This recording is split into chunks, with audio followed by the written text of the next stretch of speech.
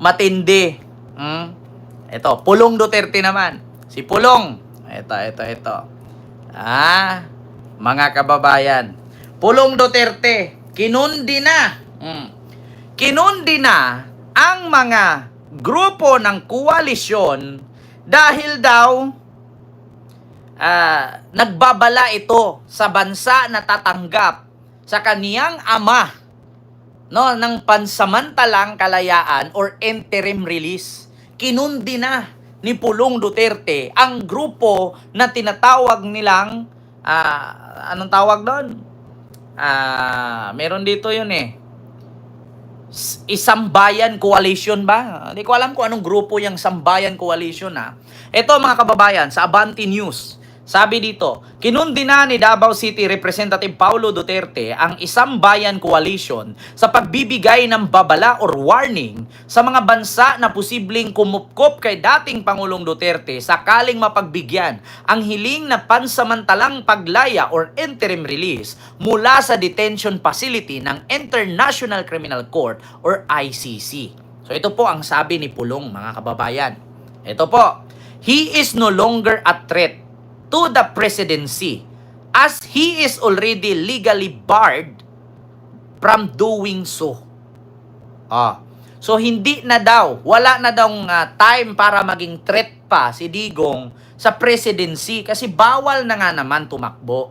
Ito mga kababayan, gusto ko lang explain sa inyo. Dito kasi sa ating bansa sa Pilipinas, kapag presidente ka na, bawal ka ng tumakbong presidente ulit. Maliban na lang kung baguhin ang konstitusyon. Hindi po tayo katulad sa Amerika kay Trump na kung gusto mong tumakbo pang presidente ulit, pwede pa. Ang Pilipinas hindi na.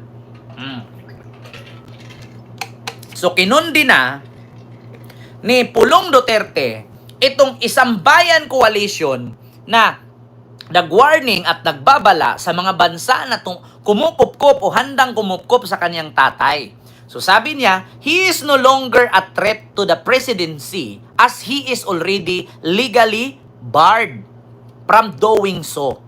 Sadly, the very country that he served cannot accept him back because of its leaders who now disdown him. Sinisi pa si Marcos. So, ang nakakalungkot lang daw, sa bansa daw na kung saan pinagsilbihan ni Digong na tatay ni Duterte, Sara, Pulong at Baste at Kuting, hindi na daw tinatanggap si Digong na kung saan isang leader daw na si Marcos who now disown him. Diba? Sinisi pa si Marcos. Inangkin na daw ni Marcos ang Pilipinas. At hindi na daw tinanggap si Digong. Ito mga kababayan, gusto ko magbigay din ng reaksyon. Pulong, di ba mambabatas ka? Di ba nakapag-aral naman siguro kayo? Si Sara, abogado. Bayaw mo, si Manscarpio, abogado. Si Digong, tatay mo, abogado. Ewan ko, ikaw at si Baste, ano ka? So actually, may mga kaibigan din po kayong abogado. Siguro, alam nyo po ang batas kung bakit ang tatay ninyo, wag mo nang sisihin yung Isang Bayan Coalition at wag mo nang sisihin si PBBM kung bakit hindi pinapauwi at hindi makakauwi ang tatay nyo. Ganito ang explain yan. Alam mo ba kung bakit ang tatay mo hindi makakauwi-uwi sa Pilipinas? Kasalanan din niya. Diba? Kasalanan din niya. Huwag nyo nang linlangin ang tao. Kung araw-araw kayong manlinlang, nandito naman kami araw-araw na mag-educate sa mga nalilinlang. Kaya nga yung mga putang DDS, kahit galit ako dyan, tinuturuan ko pa rin. Anong saysay ng pagbablog ko at pag-explain at punain at barahin yung panlilinlang at paghanap simpatsya ninyo sa mga bubong DDS kung nandito naman kami na handang i-straight o ituwid ang mga baluktot ninyong pampapaawa sa mga supporter ninyong bobo. Ito kung bakit nandito ako para i-explain. Alam mo ba, at alam nyo ba mga DDS, kung papakinggan nyo si Baste, si Sara, si Pulong at si Kitty, malilinlang kayo. Pero kung manood kayo sa akin, ito po ang sagot dito. hindi po kailangan ikondina ni Pulong ang Sambayan Coalition at hindi niya pwedeng sisihin si PBBM kung bakit hindi makauwi-uwi si Digong sa Pilipinas. Una, alam mo ba na ang ICC ay hindi basta-bastang makapagpauwi kay Digong kasi hindi na miyembro ang Pilipinas sa ICC. Ang bansa lamang na pwedeng kumupkop kay Digong at tanggapin siya at magkaroon siya ng pansamantalang kalayaan or interim release ay yung mga bansang miyembro ng ICC. Ngayon, tanungin ko kayo, anong bansa ba tinanggal ni Digong ang ICC sa Pilipinas? O, anong taon? 2019, di ba? O, correct me if I'm wrong, mga kababayan. 2019 ba tinanggal ni Digong ang Pilipinas pagiging miyembro ng ICC? So, ano na ngayon? 2025. O, 2019. 20, 21, 22, 23, 24, 25. 6 years na po na hindi miyembro ang Pilipinas sa ICC. Ang nasa batas ng ICC, ang bansa lamang na pwedeng kumupkop kay Digong ay ang bansa na miyembro ng ICC. So ngayon, tanungin ko kayo, mga DDS, paano ako makakapagilit sa liig ko kung ang bansang Pilipinas ay hindi pwedeng tanggapin si Digong kasi hindi naman tayo miyembro ng ICC anymore? Kasalanan din ni Duterte kung bakit hindi siya makauwi-uwi. Bakit?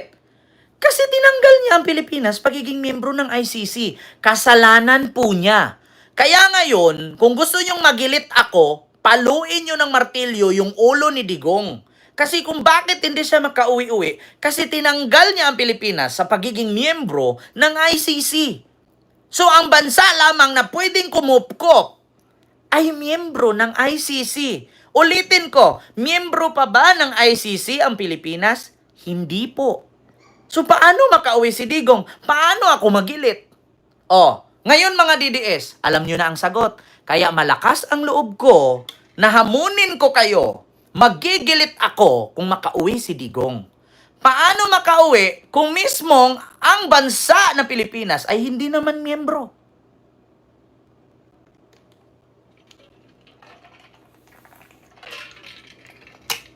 Am I right?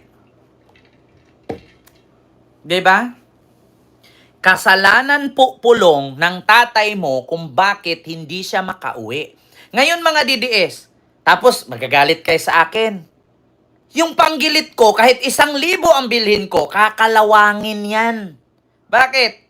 Hanggat hindi ipasok ni Pangulong Bongbong Marcos ang Pilipinas sa pagiging miyembro ng ICC ulit, hindi makakauwi si Digong. Di ba, Ma'am Sakura? Hindi makauwi si Digong. Puputi na ang uwak. Mauubos na ang pera ng Pilipinas. Hanggat hindi miyembro, hindi makauwi si Digong sa Pilipinas. Ang bansa lamang na pwedeng kumupkop sa kanya ay miyembro ng ICC. 2019 pa lang, itinanggal na ni Digong ang ICC sa Pilipinas. So, paano nga siya makauwi? Ngayon, paano ako magilit? Diba? Guro ako USA. Hello po, ma'am. Paano ako magilit? Hanap kayo ng hanap sa akin. Mag-research kayo. Kung doon kayo makinig sa 3 magkakapatid na Duterte, maluluko kayo. Pero kung mag-research kayo, malalaman ninyo. Kaya nga ang lakas ng loob ko putang ina, magilit ako kung makauwi si Digong. Paano nga makauwi? Hindi na nga siya tatanggapin ng Pilipinas. Kasi bakit? Hindi na miyembro ang Pilipinas anymore sa ICC. Diba? Ngayon, makauwi man si Digong, pero nakagarapon or pantay ang paa. Sa tingin nyo, abutin pa 2026 si Digong doon? Sa hina na ng kanyang katawan. Sa payat ni Digong ngayon, mismo si Pulong nagsabi, kung payat daw si Digong nung unang punta niya, dubli ang pinayat nung pagbalik niya kayong pangalawa. Sa tingin ninyo, tatagal pa ang buhay ni Digong? Ito lang bigyan ko kayo ng tulong para kumalma ang mga puso ninyo, mga DDS. Si Digong, panabla na lang ang ginagawa niyan. Panabla. Bakit? Handa si Digong magpakulong. Handa si Digong mamatay doon sa dahig. para ma-preserve at manatili na ang pangalang Duterte manatili sa posisyon sa politiko. Ang problema lang mga kababayan, gising na ang tao. Magkaiba ang sitwasyon ni Ninoy at ni Cory.